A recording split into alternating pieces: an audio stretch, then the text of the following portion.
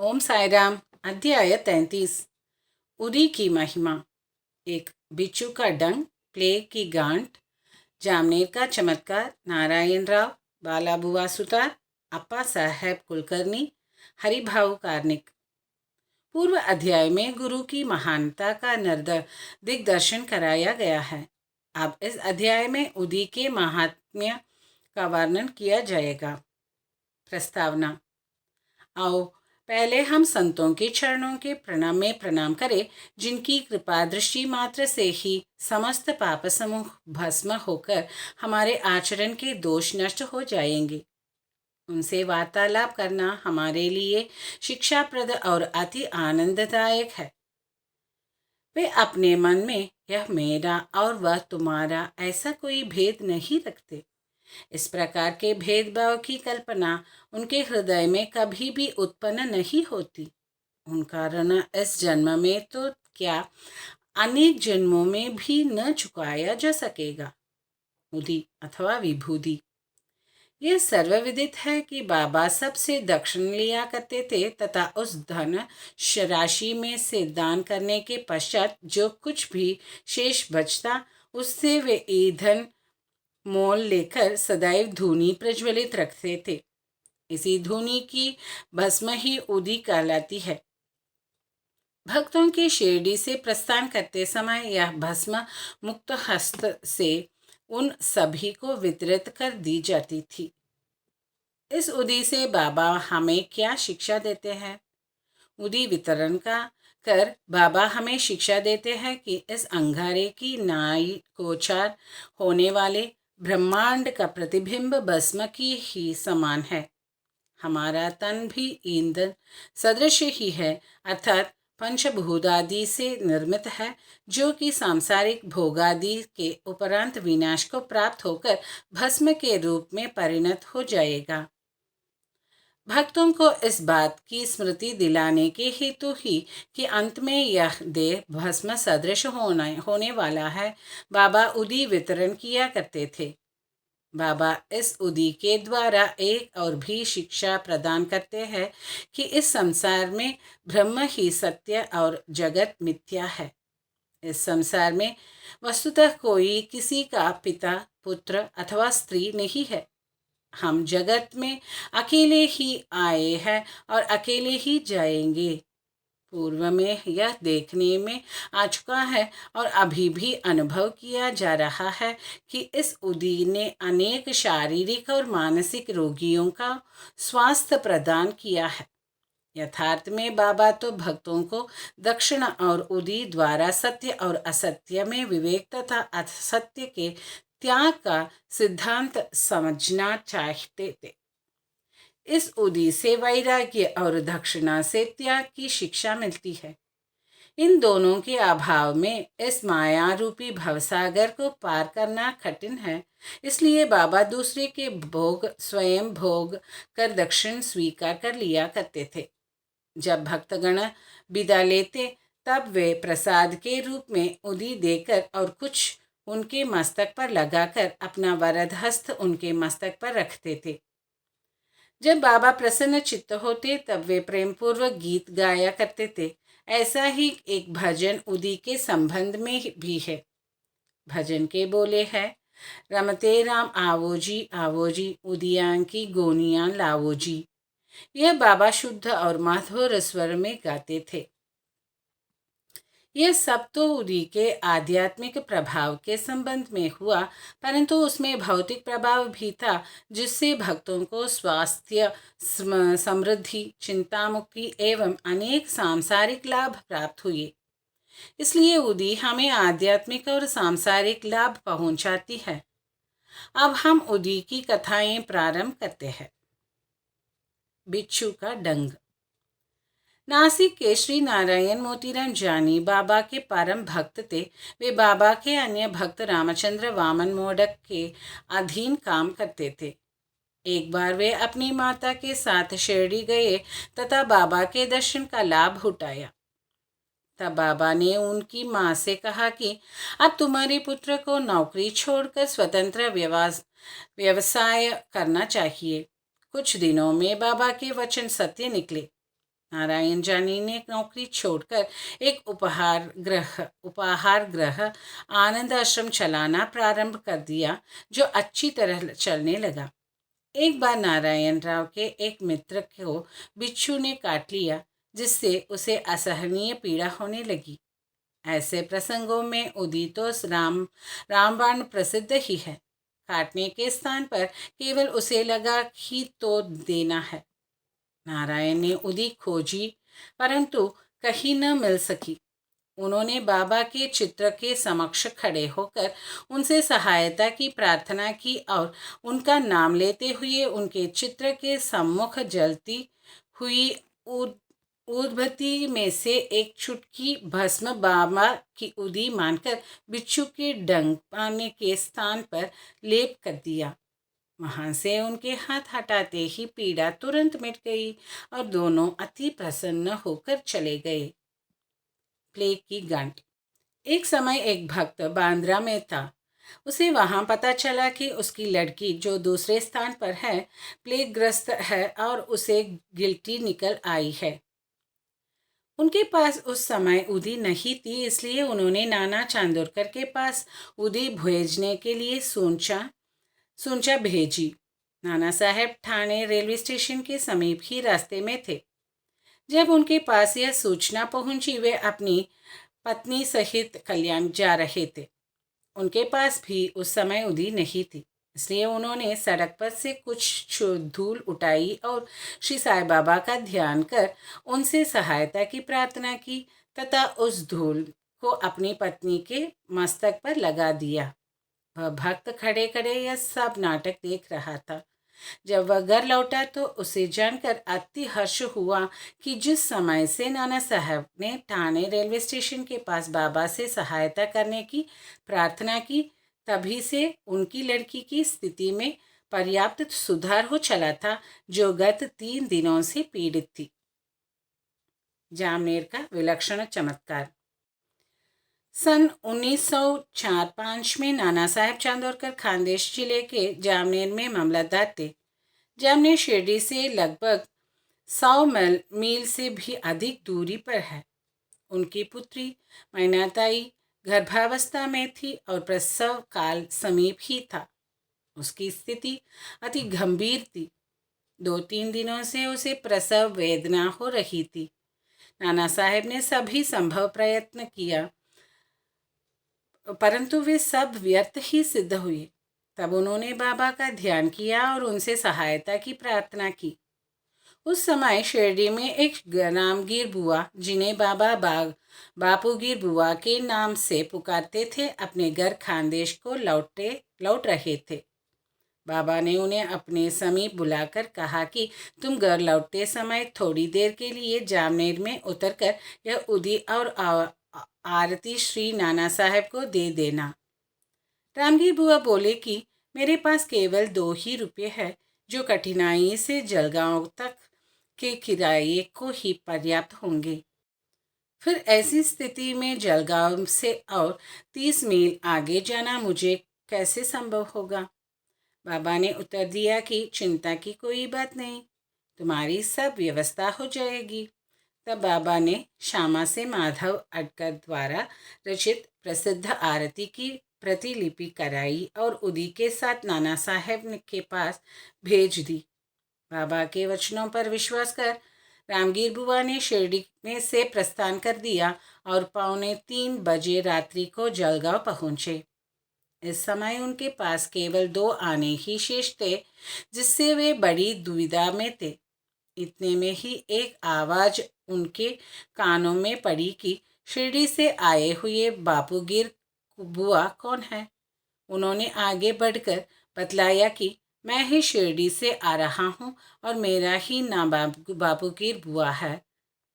उस चपरासी ने, जो कि अपने आप को नाना साहब चांदोरकर द्वारा भेजा हुआ बतला रहा था, उन्हें बाहर लाकर एक शानदार तांगे में बिठाया, जिसमें 2 सुंदर घोड़े जुते हुए थे। अब वे दोनों रवाना हो गए। तांगा बहुत वेग से चल रहा था। प्रातःकाल वे एक नाले के समीप पहुंचे, जहां तांगे वाले ने तांगा रोककर घोड़ों को पानी पिलाया। इसी बीच चपरासी ने रामगीर बुआ से थोड़ा सा नाश्ता करने को कहा। उसकी दाढ़ी मूंछे तथा अन्य वेशभूष से उसे मुसलमान समझकर उन्होंने जलपान करना अस्वीकार कर दिया। तब उस चपरासी ने कहा कि मैं गढ़वाल का क्षत्रिय वंशी हिंदू हूँ। यह सब नाश्ता नाना साहब ने आपके लिए ही भेजा है तथा इसमें आपको कोई आपत्ति और संदेह नहीं करना चाहिए। तब वे दोनों जलपान कर पुनः रवाना हुए और सूर्योदय काल में जामनेर पहुंच गए। रामगीर बुआ लागोशमखा को गए और थोड़ी देर में जब वे लौटकर आए तो क्या देखते हैं कि वहाँ न तो तांगा था, न तांगे वाला और न ही तांगे के घोड़े। उनके मुख से एक शब्द भी न निकल रहा था।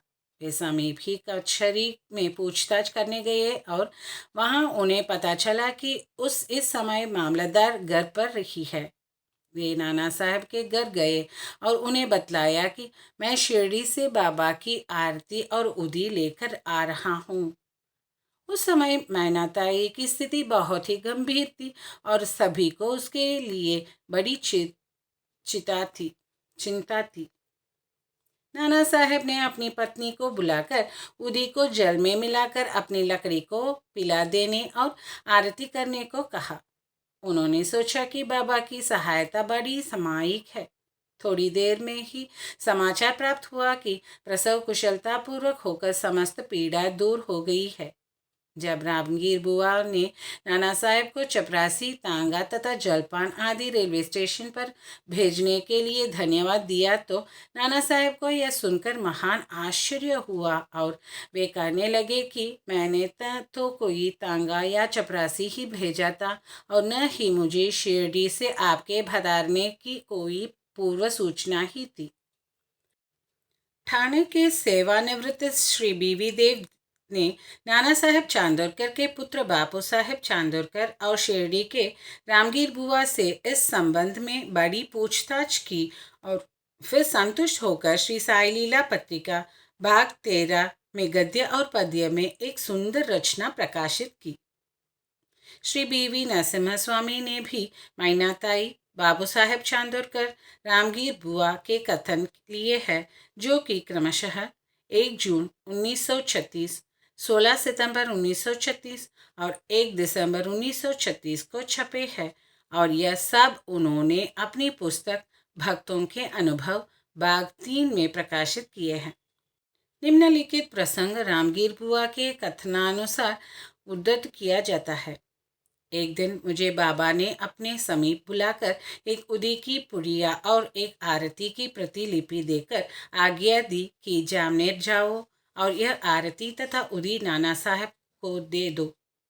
मैंने बाबा को बताया कि मेरे पास केवल 2 रुपये ही है, जो कि कोपरगांव से जलगांव जाने और फिर वहां से बैलगाड़ी द्वारा जामनेर जाने के लिए अपर्याप्त है। बाबा ने कहा, अल्लाह देगा। शुक्रवार का दिन था। मैं शीघ्र ही रवाना हो गया। मैं मनमाड 6:30 बजे सायंकाल और जलगांव रात्रि को 2:45 पर पहुंचा। उस समय प्लेग निवारक आदेश जारी थे, जिससे मुझे असुविधा हुई और मैं सोचा रहा था कि कैसे जामनेर पहुंचे। रात्रि को 3 बजे एक चपरासी आया, जो पैर में बूट पहने था, सिर पर पगड़ी बांधे हुए अन्य पोशाक भी पहने था। उसने मुझे तांगे में बिठा लिया और तांगा चल पड़ा। मैं उस समय भयभीत सा हो रहा था। मार्ग में बघूर के समीप मैंने जलपान किया। जब प्रातःकाल जामनेर पहुंचा, तब उसी समय मुझे लघुशंका करना की इच्छा हुई। जब मैं लौटकर आया, तब देखा कि वहाँ कुछ भी नहीं थी। तांगा और तांगे वाला अदृश्य है। नारायण राव। भक्त नारायण राव को बाबा के दर्शनों का 3 बार सौभाग्य प्राप्त हुआ। सन 1918 में बाबा के महासमाधि लेने के 3 वर्ष पश्चात शिरडी जाना चाहते थे, परंतु किसी कारणवश उनका जाना न हो सका। बाबा के समाधिस्थ होने के 1 वर्ष के भीतर ही वे रुग्ण हो गए। किसी भी उपचार से उन्हें लाभ न हुआ। तब उन्होंने 8 प्रहर बाबा का ध्यान करना प्रारंभ कर दिया। एक रात को उन्हें स्वप्न हुआ। बाबा एक गुफा में से उन्हें आते हुए दिखाई पड़े और सांत्वना देकर कहने लगे कि घबराओ नहीं, तुम्हें कल से आराम हो जाएगा और 1 सप्ताह में ही चलने फिरने लगोगे। ठीक उतने ही समय में नारायण राव स्वस्थ हो गए। अब यह प्रश्न विचारणीय है कि क्या बाबा देहदारी होने से जीवित कहलाते थे और क्या उन्होंने देह त्याग दी इसलिए मृत हो गए? नहीं, बाबा अमर है क्योंकि वे जीवन और मृत्यु से परे है। एक बार भी अनन्य भाव से जो उनकी शरण में जाता है वह कहीं भी हो उसे वे सहायता पहुंचाते हैं। वे तो सदा हमारे बाजू में ही खड़े हैं और चाहे जैसा रूप लेकर भक्त के समक्ष प्रकट होकर उसकी इच्छा पूर्ण कर देते हैं। अप्पा साहेब कुलकर्णी। सन 1917 में अप्पा साहेब कुलकर्णी के शुभ दिन आए। उनका ठाणे को स्नानांतरण हो गया। उन्होंने बाल साहेब भाटे द्वारा प्राप्त बाबा के चित्र का पूजन करना आरंभ कर दिया। उन्होंने सच्चे हृदय से पूजा की। वे हर दिन फूल, चंदन और नैवेद्य बाबा को अर्पित करते और उनके दर्शनों की बड़ी अभिलाषा रखते थे। इस संबंध में इतना तो कहा जा सकता है कि भावपूर्वक बाबा के चित्र को देखना ही बाबा के प्रत्यक्ष दर्शन के सदृश है। नीचे लिखी कथा से यह बात स्पष्ट हो जाती है। बाला बुआ सुतार। बम्बई में एक बाला बुआ नाम के संत थे जो कि अपनी भक्ति, भजन और आचरण के कारण आधुनिक तुकाराम के नाम से विख्यात थे। सन 1917 में वे शिरडी आए। जब उन्होंने बाबा को प्रणाम किया तो बाबा कहने लगे कि मैं तो इन्हें 4 वर्षों से जानता हूँ। बाला बुआ को आश्चर्य हुआ और उन्होंने सोचा कि मैं तो प्रथम बार ही शिरडी आया हूँ, फिर यह कैसे संभव हो सकता है। गहन चिंतन करने पर उन्हें स्मरण हुआ कि 4 वर्ष पूर्व उन्होंने बम्बई में बाबा के चित्र को नमस्कार किया था। उन्हें बाबा के शब्दों की यथार्थता का बोध हो गया और वे मन ही मन कहने लगे कि संत कितने सर्वव्यापक और सर्वज्ञानी होते हैं तथा अपने भक्तों के प्रति उनके हृदय में कितनी दया होती है। मैंने तो केवल उनके चित्र को ही नमस्कार किया था, तो भी यह घटना उनको ज्ञात हो गई। इसलिए उन्होंने मुझे इस बात का अनुभव कराया है कि उनके चित्र को देखना ही उनके दर्शन करने से सदृश है। अब हम अप्पा साहेब की कथा पर आते हैं। जब वे ठाणे में थे तो उन्हें भिवंडी दौरे पर जाना पड़ा, जहां से उन्हें 1 सप्ताह में लौटना संभव न था। उनकी अनुपस्थिति में तीसरे दिन उनके घर में निम्नलिखित विचित्र घटना हुई। दोपहर के समय अप्पा साहेब के गृह पर एक फकीर आया जिसकी आकृति बाबा के चित्र से ही मिलती जुलती थी। श्रीमती कुलकर्णी तथा उनके बच्चों ने उनसे पूछा कि आप शिरडी के श्री साईं बाबा तो नहीं है। इस पर उत्तर मिला कि वे तो साईं बाबा के आज्ञाकारी सेवक है और उनकी आज्ञा से ही आप लोगों की कुशल क्षेम पूछना यहाँ आए हैं। फकीर ने दक्षिणा मांगी तो श्रीमती कुलकर्णी ने उन्हें 1 रुपया भेंट किया। तब फकीर ने उन्हें उदी की एक पुड़िया देते हुए कहा कि इसे अपने पूजन में चित्र के साथ रखो। इतना कहकर वह वहां से चल गया। अब बाबा की अद्भुत लीला सुनिए। भिवंडी में अप्पा साहब का घोड़ा बीमार हो गया जिससे वे दौरे पर आगे न जा सके। तब उसी शाम को वे घर लौट आए। घर आने पर उन्हें पत्नी के द्वारा फकीर के आगमन का समाचार प्राप्त हुआ। उन्हें मन में थोड़ी अशांति सी हुई कि मैं फकीर के दर्शनों से वंचित रह गया तथा पत्नी द्वारा केवल 1 रुपया दक्षिणा देना उन्हें अच्छा न लगा। वे कहने लगे कि यदि मैं उपस्थित होता तो 10 रुपये से कम कभी न देता। तब वे फिर भूखे ही फकीर की खोज में निकल पड़े। उन्होंने मस्जिद एवं अन्य कई स्थानों पर खोज की, परंतु उनकी खोज व्यर्थ ही सिद्ध हुई। पाठक, अध्याय 32 में कहे गए बाबा के वचनों का स्मरण करें कि भूखे पेट ईश्वर की खोज नहीं करनी चाहिए। अपा साहब को शिक्षा मिल गई। वे भोजन के उपरांत जब अपने मित्र श्री चित्रे के साथ घूमने को निकले, तब थोड़ी ही दूर जाने पर उन्हें सामने में से एक फकीर द्रुत गति से आता हुआ दिखाई पड़ा। अपा साहब ने सोचा कि यह तो वही फकीर प्रतीत होता है जो मेरे घर पर आया था, तथा उसकी आकृति भी बाबा के चित्र के अनुरूप ही है। फकीर ने तुरंत ही हाथ बढ़ाकर दक्षिणा मांगी। अपा साहब ने उन्हें 1 रुपया दे दिया। तब वह और मांगने लगा। अब अपा साहब ने 2 रुपये दिए, तब भी उसे संतोष न हुआ। उन्होंने अपने मित्र चित्रे से 3 रुपये उधार लेकर दिए, फिर भी वह मांगता ही रहा। तब अपा साहब ने उसे घर चलने को कहा। सब लोग घर पर आए और अपा साहब ने उन्हें 3 रुपये और दिए, अर्थात कुल 9 रुपये। फिर भी वह असंतुष्ट प्रतीत होता था और मांगे ही जा रहा था। तब अपा साहब ने कहा कि मेरे पास तो 10 रुपये का नोट है। तब फकीर ने नोट ले लिया और 9 रुपये लौटा कर चला गया। अपा साहब ने 10 रुपये देने को कहा था, इसलिए उनसे 10 रुपये ले लिए और बाबा द्वारा स्पर्शित 9 रुपये उन्हें वापस मिल गए। अंक 9 रुपये अर्थपूर्ण है तथा नवविधा भक्ति की ओर इंगित करते हैं। यहाँ ध्यान दे कि लक्ष्मीबाई को भी उन्होंने अंत समय में 9 रुपये ही दिए थे। उदी की पुड़िया खोलने पर अपा साहब ने देखा कि उसमें फूल के पत्ते और अक्षत है। जब वे कालांतर में शिरडी गए तो उन्हें बाबा ने अपना एक केश भी दिया। उन्होंने उदी और केश को एक ताबीज में रखा और उसे वे सदैव हाथ पर बांधते थे।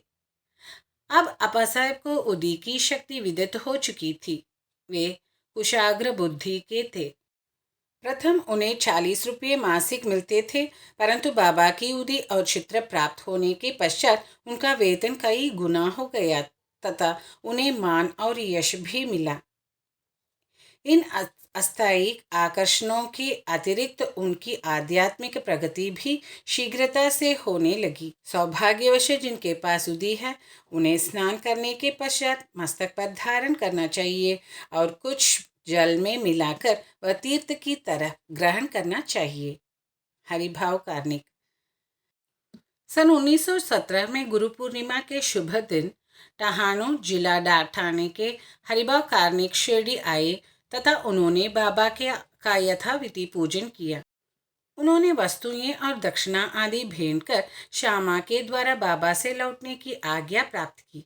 वे मस्जिद की सीढ़ियों पर से उतरे ही थे कि उन्हें विचार आया कि 1 रुपया और बाबा को अर्पण करना चाहिए। वे श्यामा को संकेत से यह सूचना देना चाहते थे कि बाबा से जाने की आज्ञा प्राप्त हो चुकी है, इसलिए मैं लौटना नहीं चाहता हूँ। परंतु श्यामा का ध्यान उनकी ओर नहीं गया, इसलिए वे घर को चल पड़े। मार्ग में वे नासिक में श्री कालाराम के मंदिर में दर्शनों को गए। संत नरसिम्हा महाराज, जो कि मंदिर के मुख्य द्वार के भीतर बैठा करते थे, भक्तों को वही छोड़कर हरिभाव के पास आए और उनका हाथ पकड़कर कहने लगे कि मुझे मेरा रुपया दे दो। खाने को बड़ा आश्चर्य हुआ और उन्होंने सहर्ष रुपया दे दिया। उन्हें विचार आया कि मैंने बाबा को रुपया देने का मन में संकल्प किया था और बाबा ने यह रुपया नासिक के नरसिम्हा महाराज के द्वारा ले लिया। इस कथा से सिद्ध होता है कि सब संत अभिन्न हैं तथा वे किसी न किसी रूप में एक साथ ही कार्य किया करते हैं। श्री सद्गुरु साईनाथ अर्पणमस्तु। शुभम भवतु। ओम साई राम। जय साई राम।